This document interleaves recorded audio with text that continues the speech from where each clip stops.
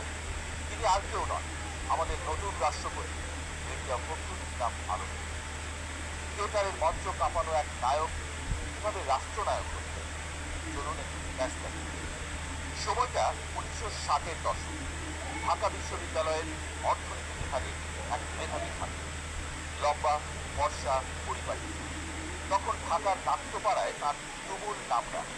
ক্যাম্পাসে পড়াশোনার চেয়ে তার অভিনয়ের সুবিধা।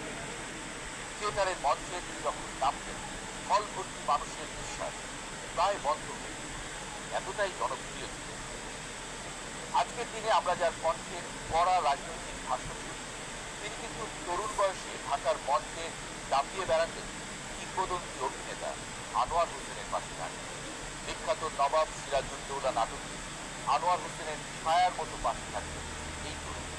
ঢাকাই সিনেমার হার্টথ্রব হিরো রহমানের সাথে ছিল তার গভীর পরিচয়। নাটক লিখতেন, পরিচালনাও। কিন্তু নিয়তির চাকা ঘুরলেও অন্যদিকে।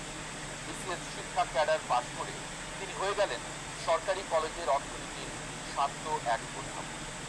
ঠাকুরগাঁওয়ের মানুষ তাকে একজন বিখ্যাত ভদ্রতার হিসেবে, কিন্তু তার রক্তে শান্ত থাকার নিয়ম ছিল না।